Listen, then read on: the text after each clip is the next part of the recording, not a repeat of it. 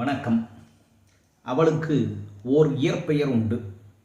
அது எதுவாக இருந்தால் என்ன, நமக்கு தேவையில்லை. அவளுக்கு எல்லோரும் சேர்ந்து ஒரு செல்லப்பெயர் வைத்தார்கள். அது காரணப்பெயர். என்ன தெரியுமா? நெருப்பு கோழி. உண்ணும் உணவாக இருந்தாலும் சரி, பருகும் நீராக இருந்தாலும் சரி, மிகுந்த சூடோடு சுவைப்பதுதான் அவளுடைய இயல்பு. அப்படி இருந்த ஒருத்தி தோழிகளோடு ஒரு நாள் சென்று கொண்டிருந்தாள். எதிரில் ஒருவனை கண்டால் இருவரும் காதல் கொண்டனர்.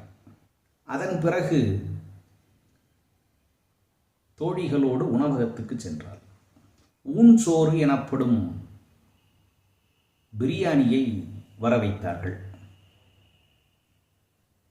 இவளோ வந்தவுடன் உண்ணவில்லை.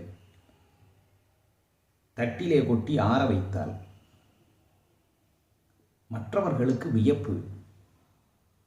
கொஞ்சம் சூடு குறைவாக இருந்தால் கூட உண்ண மாட்டாளே, இன்றைக்கு என்ன இப்படி ஆற வைத்துக் கொண்டிருக்கிறாள் என்று பார்த்தார்கள்.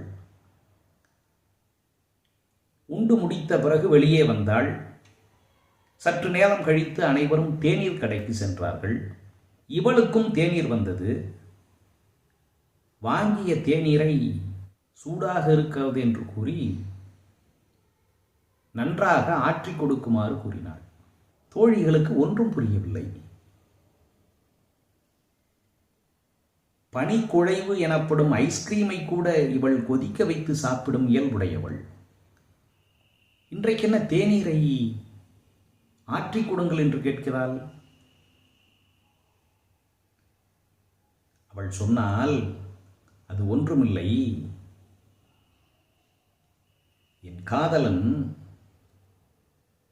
என் நெஞ்சத்துக்குள்ளே வந்து அமர்ந்து விட்டான். நான் சூடான ஒன்றை உண்டாலோ, சூடாக ஒன்றை பருகினாலோ, அது உள்ளத்துக்கு உள்ளே இருக்கக்கூடிய அவனை சுட்டுவிடுமோ என்று பயப்படுகிறேன். அதனால்தான் இனிமேல் சூடான உணவை எடுப்பதில்லை என்று முடிவு செய்துவிட்டேன்.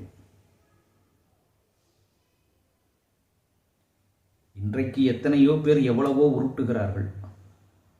2000 ஆண்டுகளுக்கு முன்னால் வள்ளுவன் உருட்டிய உருட்டு இது. 113வது அதிகாரம், காதல் சிறப்புரைத்தல். நெஞ்சத்தார் காதலவராக வெய்துண்டல் அஞ்சுதும் வேவாக்கு அறிந்து. நன்றி, வணக்கம்.